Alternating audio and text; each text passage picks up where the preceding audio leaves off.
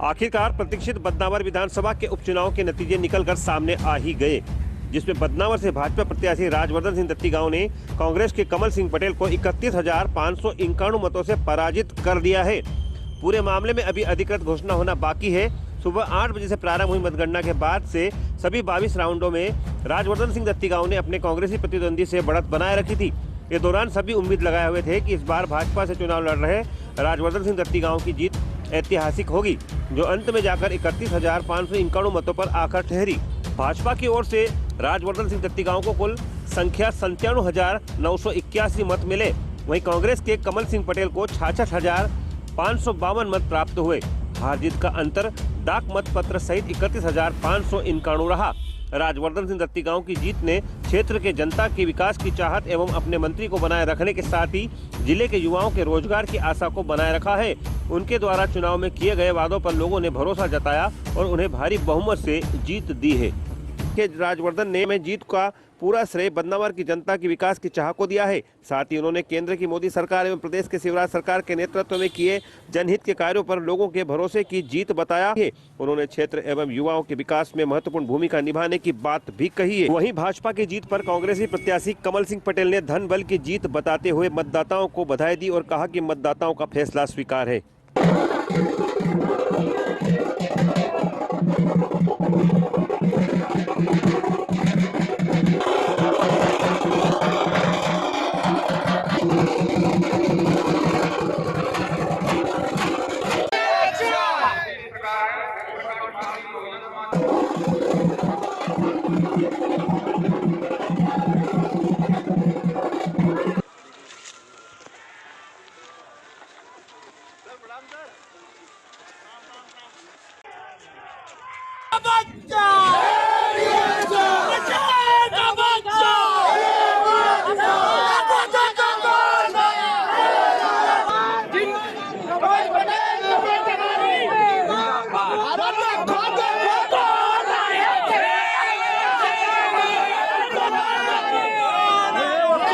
कुछ नहीं, जनता का जनार्दन था और जो लोकतंत्र की हत्या की उनके पक्ष में मतदान हुआ, जैसे गद्दारों के समय ऐसा हुआ। और मैं सभी को मतदाताओं को यही कहना चाहता हूँ, जिसने भी मत दिया वो अच्छा दिया और मुझे इस परिणाम से ये दुख नहीं है कि मैं हारा या जीता।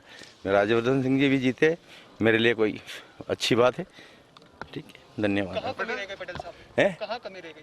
कमी तो एक धनबल की कमी रह गई, बाकी तो कोई कमी नहीं रही। पटेल साहब, गद्दार और बिकाऊ का जो नारा दिया था, कांग्रेस ने आरोप लगाया था सभी 28 सीटों पर, क्या लगता है क्या जनता ने इस नारे के साथ अपना समर्थन नहीं दिया? जनता ने नहीं माना इनको बिकाऊ या गद्दार? नहीं, जनता ने माना, पर वो सब पैसे से बिके, छोटे जो कार्यकर्ता सब साथी से पैसे नीचे से ऊपर।